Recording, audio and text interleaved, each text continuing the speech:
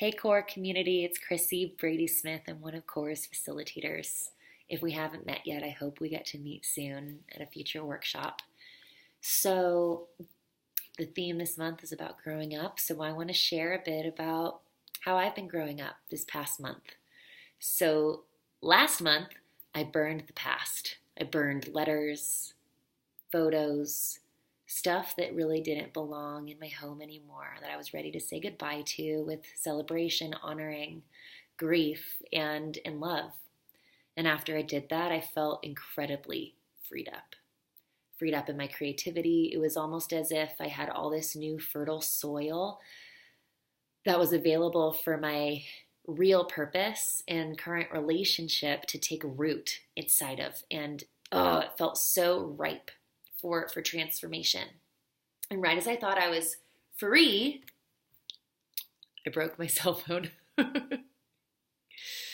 And as a woman who's been very addicted to her cell phone, from Facebook, Instagram, Skype, and email and texting, it was a tough one. And this happened right before a number of coaching calls and discovery sessions that day. And this was last Thursday. And I just had to say yes. Yes, my phone is broken. Yes, it's melting before my eyes. I could really hear it sizzling. And yes, I'm going to make this work. So I made it work, wrote some emails, let my community know, didn't have a phone. You get the picture. It was pretty scary on Thursday when this happened, but I trusted it'd be okay. Then the next morning I woke up and I was completely free. No email to check immediately. No Instagram to check. No Facebook to check.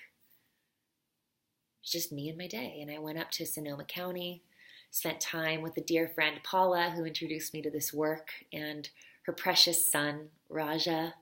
We went to the Russian River, and I got to see with my own eyes how green that place is. And I wasn't relying on the lens of a phone and capturing it and posting shit online to prove how great my life is. Because honestly, that's partly why I was doing that in the past.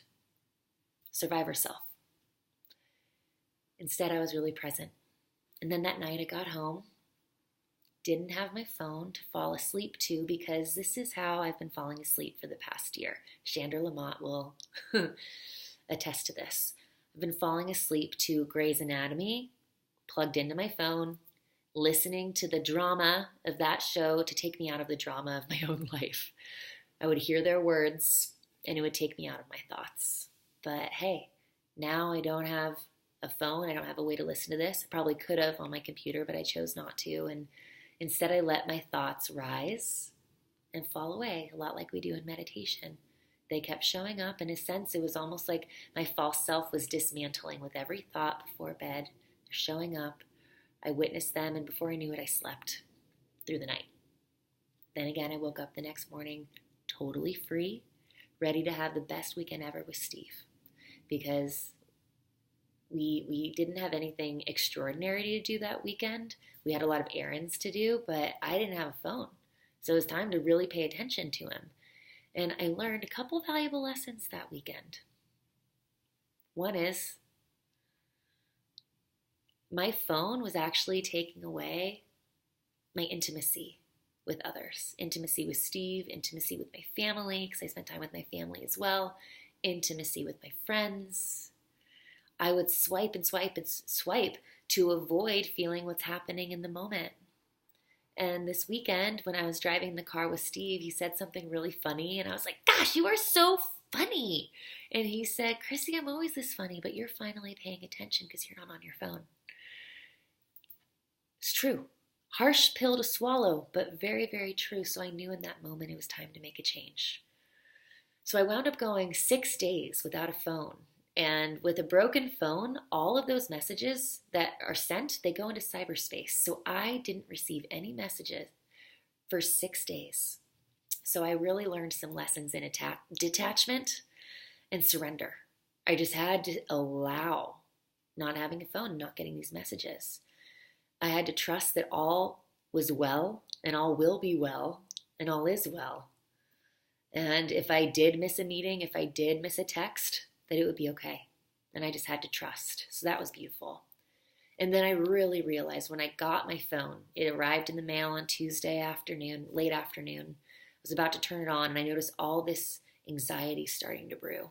Like, uh-oh, I'm about to be hooked up with the rest of the world again. And I was like, I don't think I want that. I have a computer.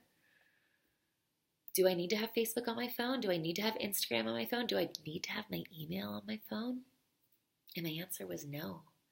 So for the past couple of days, I haven't had those things on my phone. I've had texting for sure, but I'm going to see how long I can go. But I'm just going to use my computer for Facebook a couple times a day, and for email. I'll use that a couple times a day too, but I'm done with that addiction. I'm going to see how this goes. I'm going to feel it when it comes up, that longing to swipe. But my relationship with Steve really needs this. We thrived this weekend because I was present. My relationship with God needs this because we're thriving right now because I'm present and available and not swiping all day.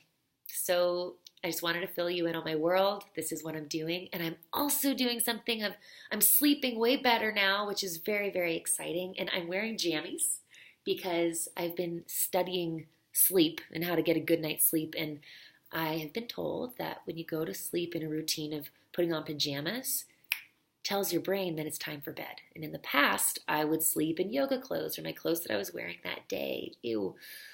And that would tell my brain that I was supposed to go to yoga and not go to bed. Well, now I have all these new habits, and I'm not waking up in the morning super stressed, flipping through a phone because I don't have those apps on it anymore. So wish me luck. I'd love to hear your thoughts. Are you with me? Do you want to take your apps off your phone? What habits do you have that really serve you, even though you do have a phone? I want to hear. So thank you for watching. So much love. Good night.